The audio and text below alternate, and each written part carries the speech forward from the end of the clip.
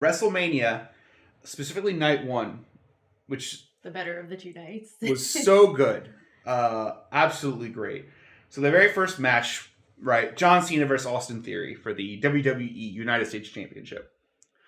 I hate Austin Theory. Not a fan at all. Probably by design. Right. But I am a big heel fanboy. I love The Miz. I love MJF in AEW. Although, and I'll talk more about that later on. But see, that's the thing. I hate MJF, but I still love him. Whereas with Austin Theory, although I will say, so going back to the match and kind of foreshadowing to later, if they give him like a legend killer angle, that could be very interesting. So, but overall, how did you feel about the John? I mean, John Cena hasn't wrestled in a hot minute. Yeah, no, it was good. It was an exciting match. Felt bad for the kids. Oh my god! Having to watch John Cena lose, that surprised me a little bit. I figured because they had the kids there that they were gonna let Cena win. But then when I realized, for the title, he's not an active wrestler. Right. It wouldn't make sense to give him the title. He's in the Barbie movie. Apparently, I didn't even know that. Right. So he's a busy guy outside of wrestling. But thought maybe they give him a little win, maybe make him like lose it again next night and send him off or something. But but they gave him he lost, but the other guy cheated, so it's like not as soul crushing for the kids. It's more emotionally charged. He just got like a beat down. Just Austin Theory beats the crap out of him right in front of him. So you like this, kids? You like this?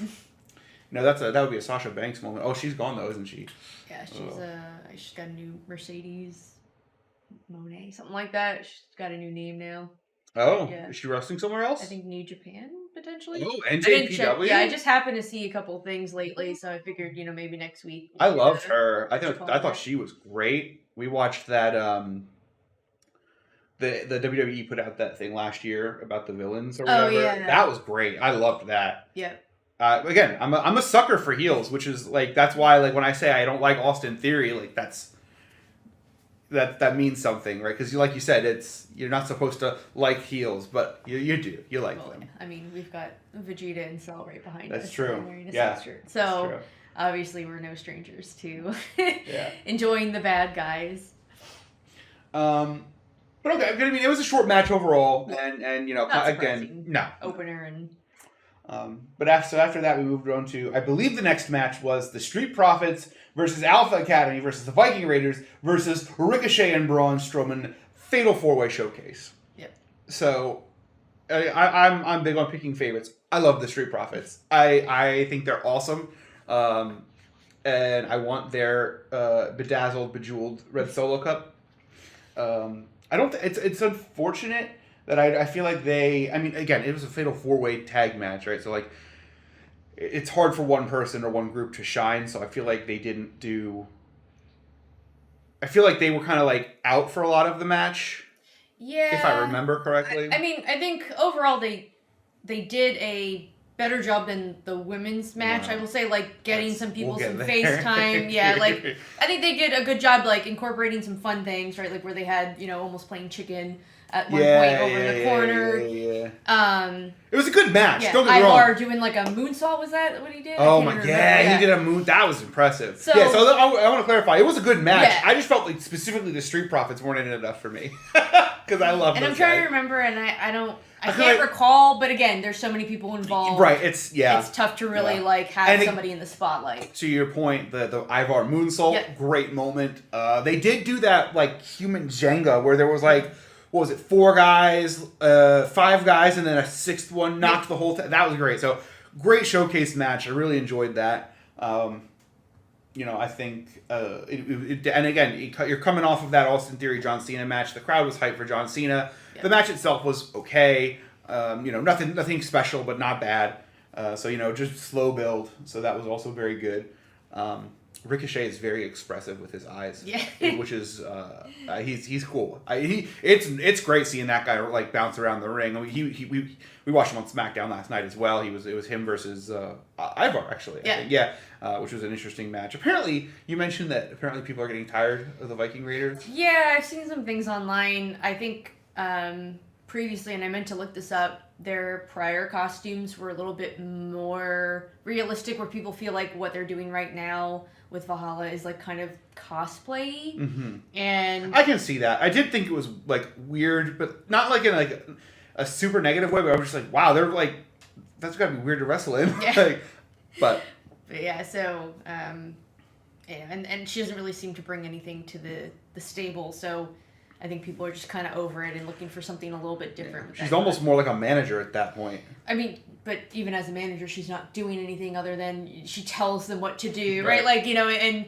it's not really, she doesn't really seem to interfere in the match much, or... Yeah. She's trying to, she seems like she's like trying to put herself really in there, which is nice, but I just feel like they don't give her much to do, right? Because obviously she can only do so much because she can't just cause a random DQ or anything like that.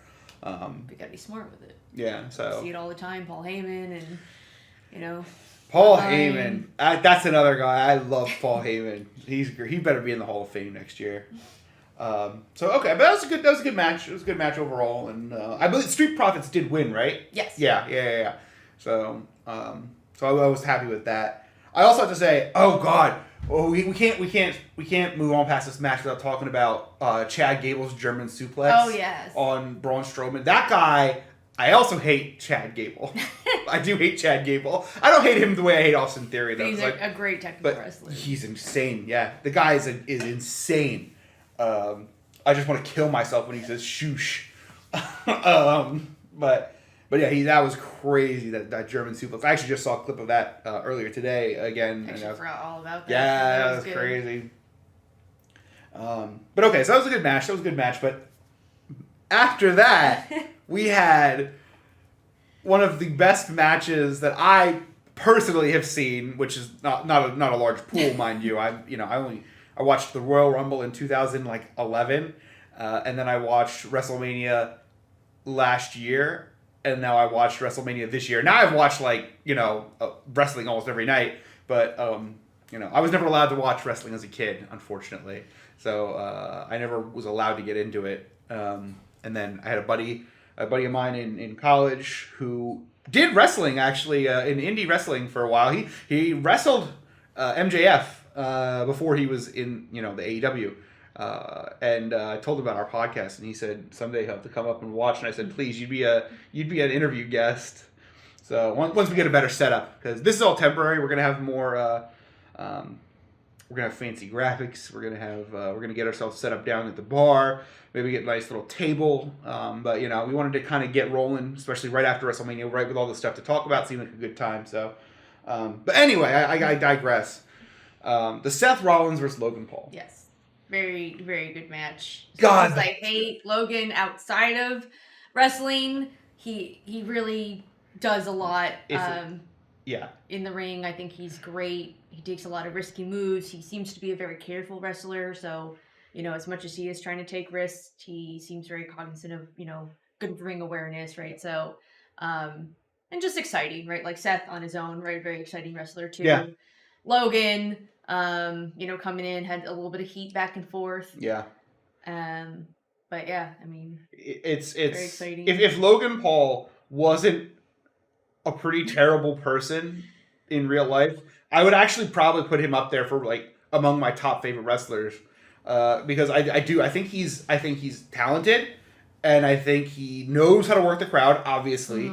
And unfortunately, I think a part of the reason why he's so good at being the character he is because he's kind of a piece of garbage. Yeah, he's just playing himself, really. But so it's a shame because he's very talented. I really like him. I actually saw a clip 20 minutes ago before we started. He was doing an interview with BT Sports or something, and they asked about his contract coming up. Yes. And they were asking him, if he was going to renew or what. And at first he was like, yeah, I think so.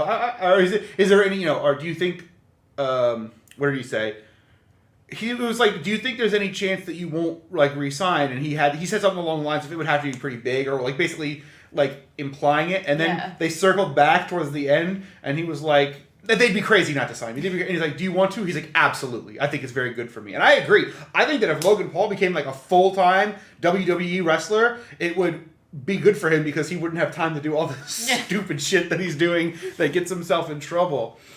But I would love to see him wrestle full time. I think he's very, very talented, and his matches are very entertaining. Him against Seth Rollins was great. Did you know he went up against Roman Reigns for a title match? No. Yeah. That's, again, TikTok is great for me. Stuff we missed. Yeah, it's been a long time. Again, we haven't watched a lot the whole last year plus, but we saw Logan Paul's first match last year at WrestleMania. Yeah, and that was really good too. Yeah, and we were very surprised. We actually expected him to be as much of a piece of garbage in the ring as he was out, but no, he was very good. Again, I wish I would be willing to like move past if he just was like if he stopped doing awful things and he started wrestling and limited himself to only being a terrible person in the ring as a heel, then I would be a Logan Paul fan.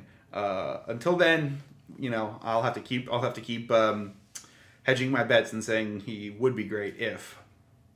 But and of course, Logan Paul's easy to talk about because he's got so much out of WWE exposure. But Seth Rollins is interesting, and he's a good wrestler. He's a good wrestler. He's an interesting character, right? He's always Seth freaking Rollins.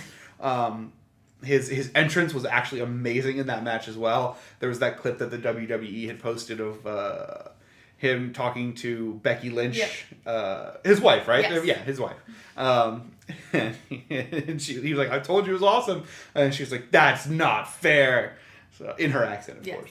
But I think my favorite comment that I saw was, if you had shown me, like, just Seth's outfit without saying like anything, like it's Seth's, they wouldn't know whether it was Becky's or his. Like, right, yeah, if you just say, here's the outfit that someone's walking out. Yeah, and that's like, so funny because it's so true. Becky, Seth, maybe? Yeah. But yeah, I think... Yeah. I have seen some interviews with Becky where she was, she seems a little bit... I don't know, like, the problem is it's hard to tell when a wrestler is doing an in-character interview or a not in-character interview, but she seemed a little salty that Seth isn't, like, in the place where Roman is and stuff like that. That's probably real.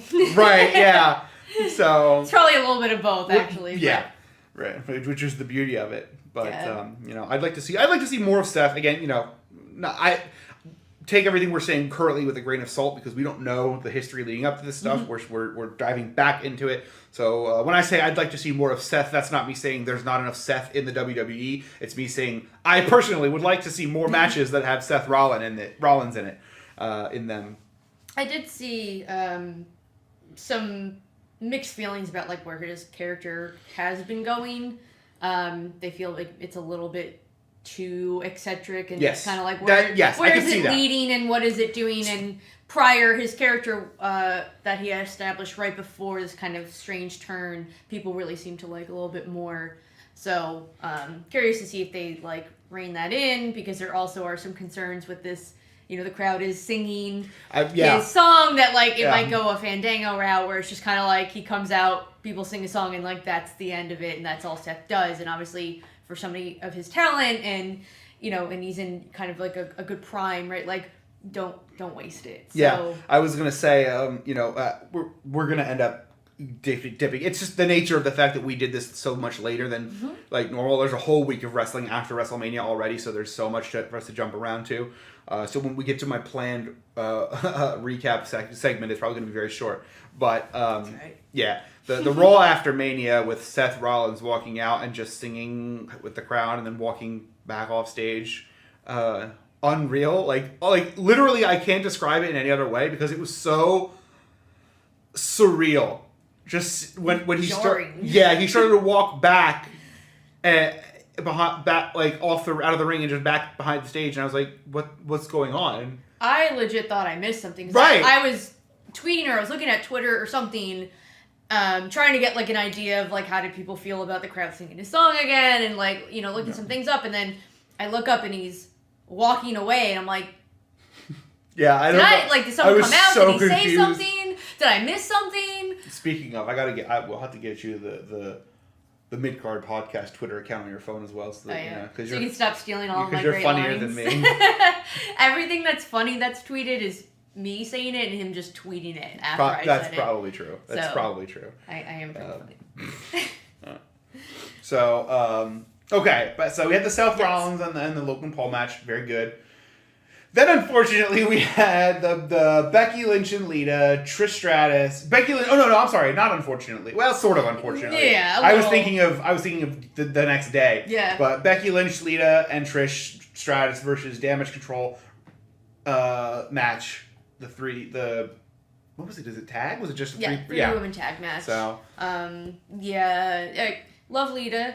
I was very surprised when I learned through playing 2K23 for WWE. Which we'll probably stream at some point. That she is involved, right? I must have missed something. I used to follow her on social media. I think I unfollowed her. And I was like, wait, Lita's back? And for somebody who grew up watching her and idolizing her, I was super excited at first, but the kind of thought of, why is she still so involved and with a title on her? And then, kind of seeing the match, she did do her lead assault, right? That was exciting, but I think she was very injury prone. She had a lot of injuries when she had originally kind of retired and stepped back, and I don't know if it's right for her to keep going. Yeah, it's always great to see the legends come out like that, and they have their place. Like, oh my God, Stone Cold. Even I knew who Stone Cold was, right? Back when I was a kid. So seeing him come out last year at WrestleMania, I was so hyped for that. As someone who had never watched more than one single match of wrestling, I was so hyped for Stone Cold to come out, and so they have their place. But it's weird to have her in a 3-woman tag match for a title. Yeah, and then Trish Stratus with the two of them, it maybe time to break them up, have someone turn heel. I know Damage Control also is kind of getting the brunt of things, and they're almost like jobbers at this point. So I know there's a lot of talk about that, which as we get into some of the recent announcements we've heard, right, there may be the chance to break that up, but I think, the WWE right now has a lot of talented women, and it seems like they're almost lost with what to do with them, and having legends consistently be in the show and not just like a WrestleMania showcase or something like that, I think is really hurting them, and I do think they need to start trying to figure things out. Match wasn't bad, just was a little lackluster because Damage Control has lost a lot of matches continuously. And, it just wasn't as exciting as it could be. If someone like Becky Lynch wrestling, and it's almost like, I don't want to say she's being dragged down by Lita, but it's kind of like, what can you do with somebody who can't do too much in the ring? And, right. And then you have just a team that's just on a losing streak. Yeah, right. And they don't seem to be meshing together really, and, there wasn't a lot of good chemistry with the tags. Yeah, it's like you said, it wasn't a bad match, but there's a lot to unpack there. So hopefully we can see some better momentum, and also like you mentioned that there's just a lot of confusion in regards to the women in the WWE right now, and what the direction's supposed to be. It feels like so. Fingers crossed that will change soon. So after that, then we had another classic match, the Rey Mysterio versus Dominic Mysterio, which getting caught up on the Dominic Mysterio drama was incredible because who came up with this nonsense? I'm sad, actually, that we didn't get to witness it, organically. Yeah, I am too. I was excited about the potential Judgment Day, right? We kind of watched the dawn of that last year in WrestleMania. And then it seemed like Edge needed to kind of step down, and they kind of found some new footing, adding Finn, and then throwing like Dominic and Rhea in there, and it's just kind of like, I love the off-site segments, the backstage segments, going to Rey's house, like, oh my God, all of that is what I love.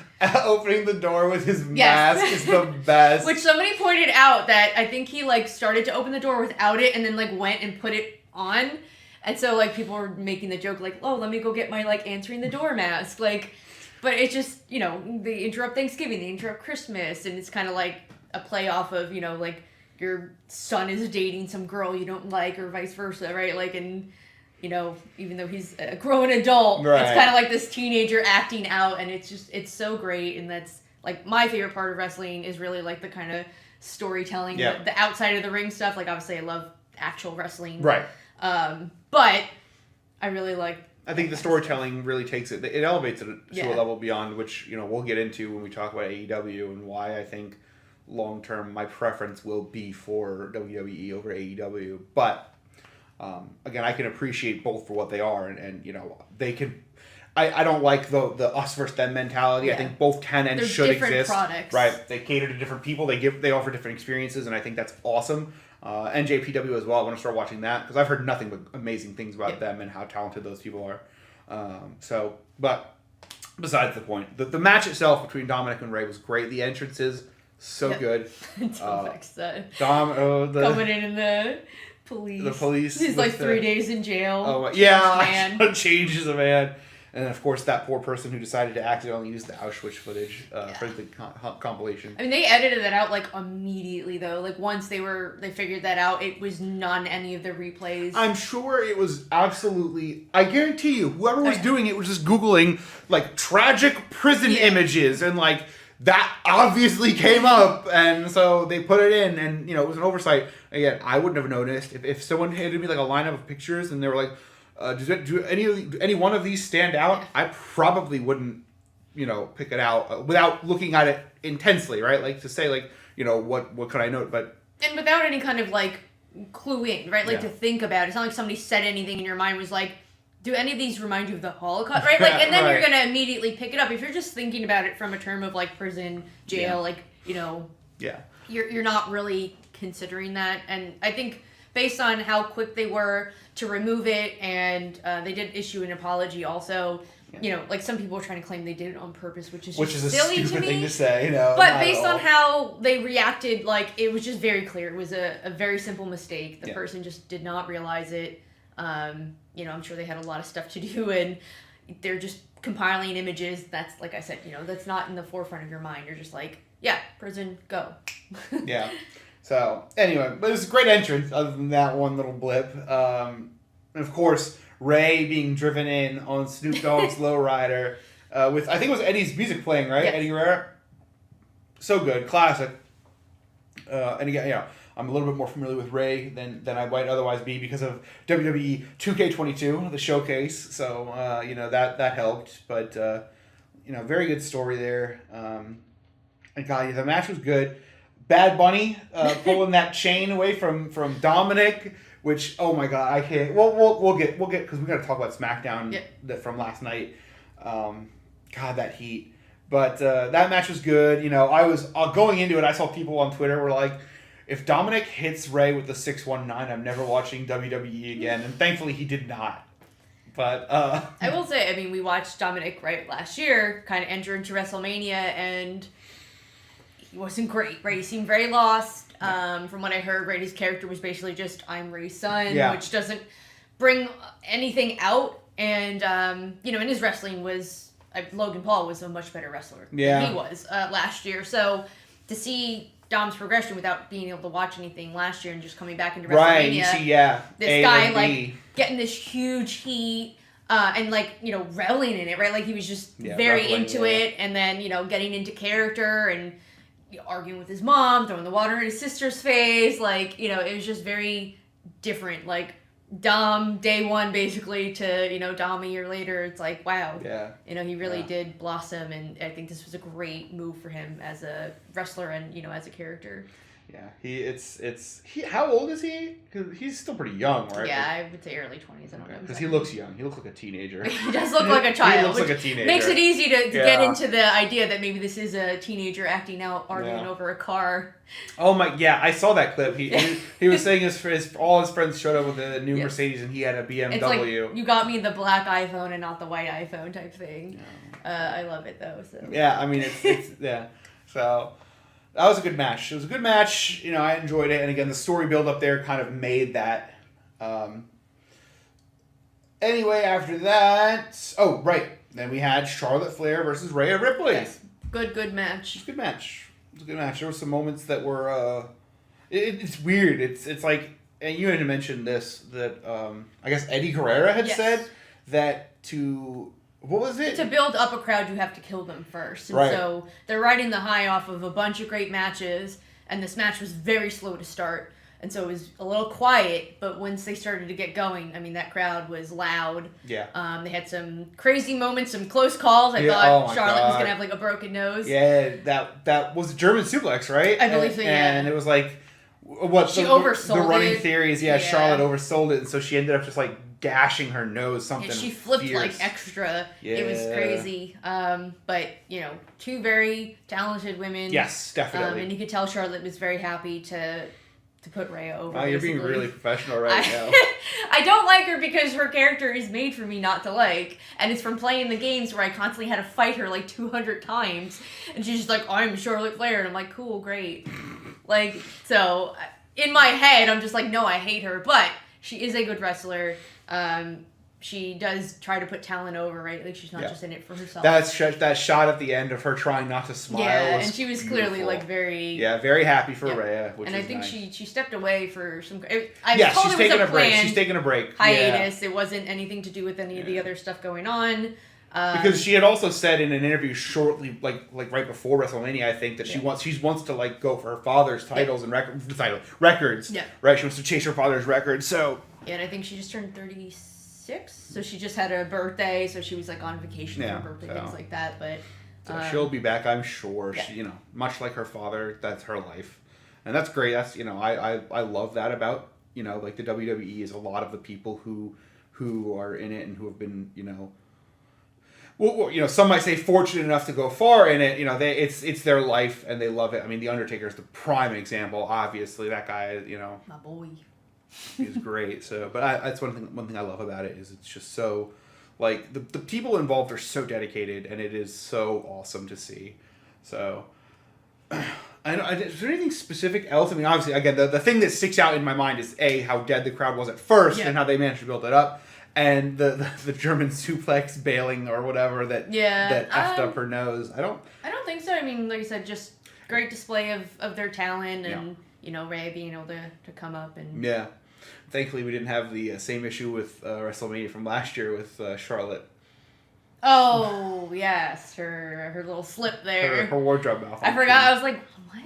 It was quick, and not a lot of people caught it. And we didn't even catch it. I did. You did. I did. You said you thought, and then I found the gif of it after. Yeah. So, but, so then we had the start of a record after that, a WrestleMania record-breaking trend here. We had Pat McAfee, who I'm also not super fond of, but he's fine. He's I think obviously again on purpose for the most part, but he showed up and he had a match with The Miz sort of in his WrestleMania tank. Yeah, that's his wrestling gear, which I can respect. His WrestleMania gear his wrestling gear is a tank top and like jeans basically. Yeah. But I love The Miz. I'm a big fan of The Miz. The Miz's $10,000 suit that he wrestled in. So that was fun. Nice little promo. And then finally you had that very, very good match with the Usos versus Sami Zayn and Kevin Owens for the undisputed WWE Tag Team Championship. And we had another title change hands. Yes, title change hands. By this point in the night, we were inebriated. Yes. Because we decided to do a drinking game for WrestleMania. Bad idea. Great idea, but we need a little bit of refinement. We should have really looked at the matchups before one of the rules was take a sip every time a pin is kicked out. The first match was like, there were 8 of them. And then, what was it, Charlotte? Who was killing us? Was it Charlotte and Rhea? Maybe. I know John Cena and Austin Theory were killing us. I mean, there was a lot of that, and it was, there was just one match, I think it was the Charlotte Rhea match, where we were just, consistently, so we were pretty drunk by the time that this match came up. Yeah, in fact, that rule might have even been worse than the joke rule online of people saying every time they say Hollywood, take a drink. Because it was obviously, but anyway, that match, the Sami Zayn and Kevin Owens match, again, another one that I'm sad that the build up to we weren't able to see. That sounded like a really good storyline. I've seen more and more clips of that, the bloodline and honorary Uso, Sami Zayn and all that, and we're still seeing the aftermath and the continuation of that. It's very interesting. I think it's I actually think it has a lot of potential. I know a lot of people are kind of sick of the bloodline and Roman winning everything, although they always manage to find the people at WrestleMania who are unbelievably hyped for the Bloodline. Like, every time in the pre-show. Yeah, I will say, like, there are people who are tired of Roman's reign, but they really like the Bloodline storyline and how it's been built. And, like, apparently over the past year, it's really progressed to, like, this great build-up. So, again, sad that we missed the organic build-up of it, but happy to go back and watch all the clips because, very good storyline. Yeah. Still continuing to go, and obviously there's, as we'll get into, SmackDown later, like, will they, won't they type of thing, right? Like, and where you're excited, and, but I think the match itself, great. I was getting a little tired of all the super kicks after a while. Yo, real talk. Can the Usos, good. do they have any other move than the super kick? Because I will give them credit. They don't do the knee slap on it, or thigh slap to, like, sell it. They really do go in, but it's just, like every 2 seconds. I feel like there were like 15 or 16 super kicks in that match. Thank God we didn't put anything for drinking on that because we would have been dead. Yeah. But I was just like, towards the end of the match, I was just kind of like, oh my God, stop. Like, it just kept happening. Yeah. And I know that it's kind of like, a signature for them. Like, but it was killing me. Everyone else seemed excited about it though. Like, another one! And I was just like, no, stop. Like, I don't want to see any more super kicks. I like throws and power bombs and rope moves and stuff, so it's like, it's fine. Like, the spear, it's fine. Spear's, spear's fine. It's big. It hits hard. It hits hard. But, like, for me, like, I like the F5 more. The F5 is a pretty cool move. I like, who I just saw, was it Sami Zayn had that blue something move? Like, I don't know everything yet. But I think he pulled it on Jay last night. He hit, I'll have to look it up, but like anything that's like a powerbomb adjacent, choke slam adjacent, anything that he pulled up into a fireman carry or anything like that, I love that stuff. And then, the high flyer stuff is awesome. I love anything from the top rope, which is why when I play 2K, I will make like a gigantic 7.5 foot tall guy who goes up onto the top rope and jump flips, because apparently that's a thing you can do. But that's also why I was so impressed by the Ivar moonsault. Yeah, he's a big dude. So I was really impressed by that too. I thought that was great. Yeah. Especially because it doesn't seem like he does a lot of risky moves. Obviously, he's a big guy. And you saw last night, right? A lot of his moves were kind of more body-esque or twists versus like a flip. Yeah. So it was nice to see him do that. But, the conclusion of that match was awesome. Yep. Sami Zayn and Kevin Owens pulled off the win, which I think is great for them, but also great storytelling, because now we're seeing the aftermath of that with the bloodline is crumbling and all that. What happens when you're not a winner? Yeah, so I think it was great on 2 levels, right? I was really hyped with that, and WrestleMania Night 1 was incredible. We were so excited after that, and then unfortunately we went into WrestleMania Night 2. We didn't even talk about my favorite part about WrestleMania Night 1, which is when KSI revealed that he was in the Prime mascot. And it was funny because, there were some talks of, like, who do you think's in Prime, and everyone's just like, oh, it's got to be, like, Jake Paul, like, forgetting all about KSI, so it was a big surprise. Which, to be fair, KSI was the obvious choice because he's his business partner in Prime. But totally forgot about him, and seemed like everyone else did that I was talking to. He had tweeted out earlier that day, or, like, I think it was Twitter, Instagram, something like, oh, leaving LA. And so, like, he was literally, like, trying to push away. But yeah, so that was great. And I mean, he is an expressive guy. He is a funny guy from what I've seen. I don't follow either of them really, other than I follow what Logan Paul terrible things he does. Yeah. I don't know a lot about KSI other than, like, I know he's very expressive. So when he rips off that mask and he's got that grin on his face, I was so...